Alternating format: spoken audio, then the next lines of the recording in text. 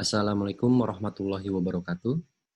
Halo teman-teman, kali ini kita akan melanjutkan materi chapter 2, yaitu tentang global e-business dan kolaborasi. Apa itu bisnis proses? Bisnis proses itu sendiri adalah bagaimana kita menyusun proses di dalam bisnis agar bisa menghasilkan sebuah value, service, profit, dan juga produk yang disusun secara terorganisasi dengan baik. Bisa kita lihat contoh dari tabel di beberapa bisnis proses di bawah ini. Untuk bagian functional area sales and marketing, itu bisa prosesnya bagaimana mereka bisa melakukan identifikasi customer, kemudian membuat customer itu aware terhadap produk kita, dan kemudian menjual produk. Untuk bagian human resource, itu bagaimana mereka melakukan hiring employee atau rekrutmen pegawai, kemudian mengevaluasi kinerja dari perusahaan dan juga karyawan tersebut. Kemudian di sini ada diagram untuk pemenuhan proses order. Jadi dari sini bisa kita lihat setiap flow bisnis proses itu bisa digabung menjadi satu kesatuan di dalam antar departemen. Jadi misalkan dari sales itu akan melakukan general order, kemudian dia akan melakukan submit order yang akan masuk ke dalam bagian departemen accounting. Nah di bagian accounting itu dia akan melakukan cek kredit, kemudian jika kredit di approve, dia akan melakukan general invoice yang akan dikasih kepada customer. Nah, ketika dia approve itu juga akan masuk ke dalam bagian manufacture and production untuk membuat produk dan kemudian produk itu dikirim. Kemudian bagaimana tim bisa melakukan improvement di dalam proses bisnis. Jadi manajemen dan organisasi akan membuat business plan atau konsep bisnis yang akan dijalankan. Semua plan harus terencana dengan matang dan jelas. Kemudian akan dipilih menggunakan teknologi seperti apa yang cocok dengan konsep bisnis yang sudah dibangun nih. Nah, setelah itu akan dibuat satu sistem informasi yang menghasilkan output berupa bisnis solusi yang bisa melakukan improve productivity, reduce cost, kemudian increase inovasi, improve quality, dan dari bisnis solusi ini akan menjadi jawaban untuk setiap problem bisnis yang dirasakan oleh perusahaan. Nah, kemudian ada beberapa sistem untuk manajemen grup di dalam perusahaan. Yang pertama itu adalah TPS atau Transaksi Processing System. Nah, TPS ini berfungsi untuk memprovide semua informasi terkait dengan segala hal proses transaksi uang seperti sales order, receipt, cash deposit, payroll, dan kredit. Nah, contoh dalam gambar ini ada TPS untuk payroll nih, di mana TPS melakukan capture terhadap data karyawan, kemudian diolah dan menghasilkan output untuk manajemen dan juga di-generate slip gaji yang diberikan kepada karyawan. Kemudian ada namanya sistem for business intelligence atau BI. Nah, ini adalah software tools untuk mengatur, menganalisis, dan menyediakan akses ke data untuk membantu para manajer dan pengguna perusahaan lainnya untuk membuat keputusan yang lebih tepat. Nah, BI akan menyediakan data kebutuhan untuk mengambil keputusan di semua tingkat manajemen. Jadi kalau dari gambarnya, seluruh database dari TPS akan diolah nih dalam satu sistem untuk bisa menghasilkan data report dan dashboard yang kompeten, terperinci, dan juga lengkap kepada manajemen perusahaan. Nah, ini adalah contoh yang dihasilkan untuk reportnya. Nah, di sini adalah sampel report untuk penjualan produk. Nah, kalau dari sini bisa kita lihat, salah satu produk itu, misalkan carpet cleaner, yang targetnya adalah 17 juta, namun hasil penjualannya aktual penjualannya hanya mencapai 16 juta. Jadi tidak tercapai target nih. Nah, dari sini level manajemen itu bisa menentukan nih untuk carpet cleaner ini ke depannya tuh akan diimprovisasi seperti apa strateginya.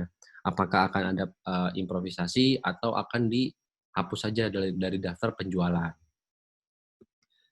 Nah, kemudian ini gambar untuk DSS. DSS itu apa? DSS super system. Bagaimana DSS ini bisa menampilkan dashboard atau reporting dari hasil pengolahan data master data yang banyak itu. Nah, ini hasil dashboardnya yang diolah. Nah, dari sini kan kita bisa lihat nih, data-data dashboard ini sangat terperinci dan jelas. Misalkan seperti kita bisa melihat apa sih dari return of investment yang paling banyak tuh apa, kemudian media utilisasinya itu yang paling banyak menggunakan apa. Nah, dari sini top level management tuh bisa enak ngelihatnya itu, jelas. Jadi datanya tuh dashboardnya udah matang gitu loh, bukan data mentah lagi yang diterima oleh top level management, sehingga mereka tuh bisa mengambil keputusannya tuh dengan tepat gitu loh untuk keperluan strategi perusahaan.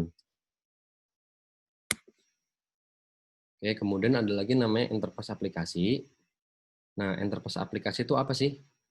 Nah, enterprise aplikasi itu bisa membantu bisnis untuk bisa lebih fleksibel dan juga produktif dalam mengkoordinir bisnis proses mereka. Nah, ada 4 nih, ada enterprise system, ada SCM, ada CRM, kemudian ada KMS. Yang pertama enterprise system.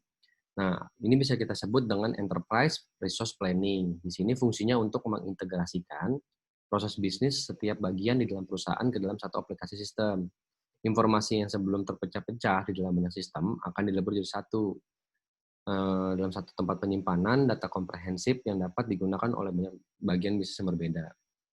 Kemudian untuk supply chain management, itu membantu perusahaan untuk bisa mengelola hubungan dengan para supplier nih.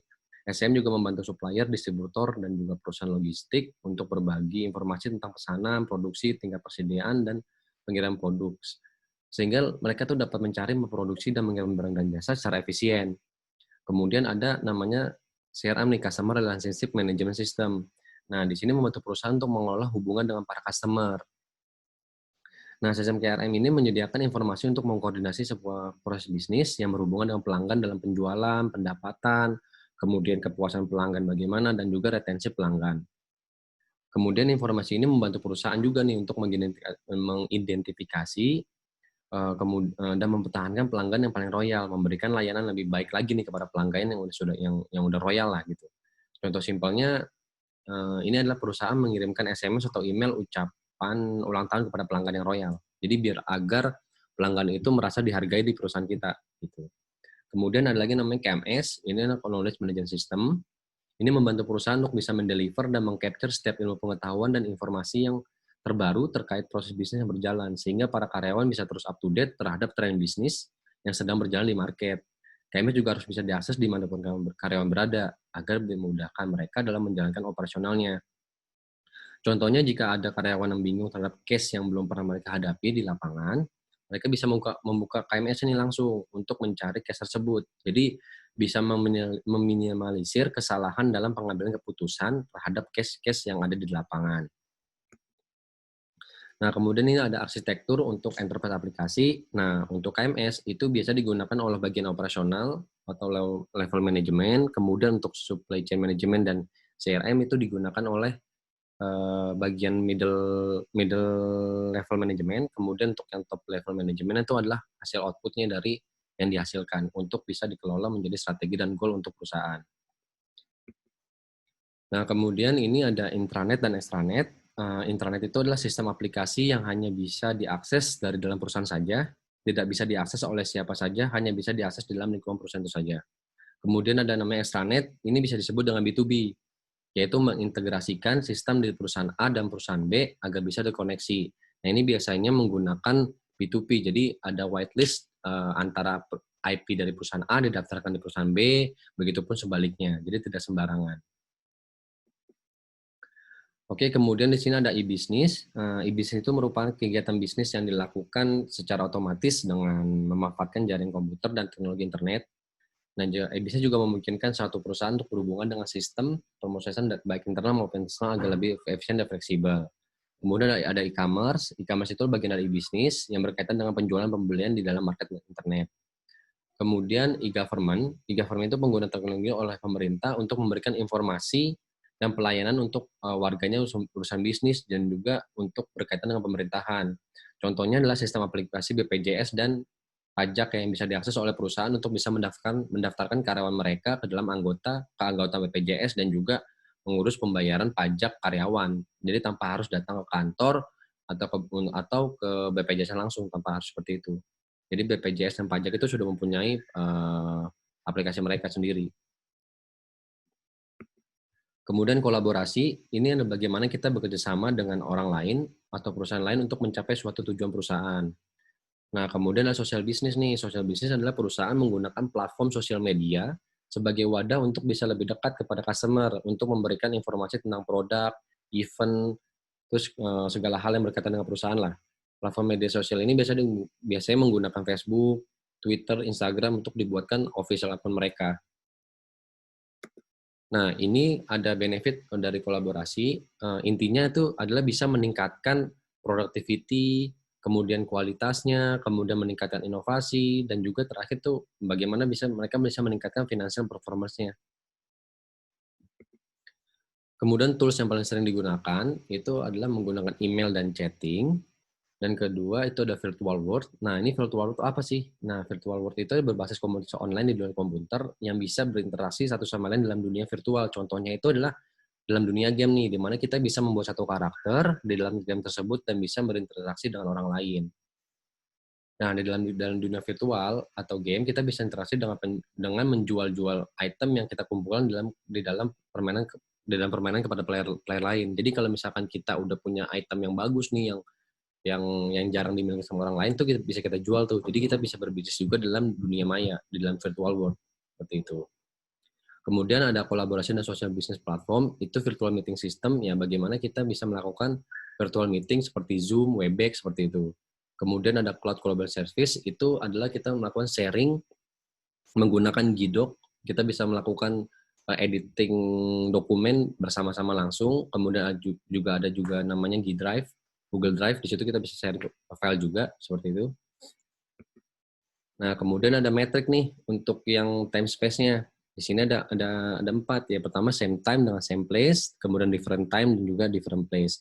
Untuk same time same place itu adalah face to face interaksi. Jadi biasanya kita berinteraksi di dalam satu ruangan yang sama, di ruang meeting yang sama. Kemudian untuk different time dan same place itu biasanya adalah kerja untuk time shifting nih. Tempatnya sama tapi jam kita berbeda dengan rekan kita karena ada berlakunya jam shift. Kemudian ada same time dan different place, itu remote interaksi dengan cara video conference dengan Zoom atau Webex. Kemudian different time, different place itu menggunakan email komunikasinya. Nah, kemudian apa saja role dari informasi sistem di dalam bisnis? Itu ada banyak nih, ada programmer, ada sistem analis, ada business analis, sistem administrator, development operator, kemudian untuk yang fungsinya itu ada IT governance. Nah, governance ini yang mengatur rule atau polisi-polisi yang ada di dalam departemen IT. Nah, kalau misalnya programmer itu adalah developer nih yang membuat aplikasi, kemudian sistem analis, yang mereka yang menganalisa sistem, kemudian business analis itu adalah mereka yang sebagai penjembatan kepada user. Jadi user maunya apa, nah business analis ini yang menganalisa bisnisnya yang akan bisa berjalan atau tidak. Seperti itu. Oke, teman-teman, untuk chapter 2 kita sudah selesai. Jika ada pertanyaan yang ingin di-share, bisa langsung ke dalam forum Google Classroom ya. Jadi jangan ragu untuk bertanya. Terima kasih. Assalamualaikum warahmatullahi wabarakatuh.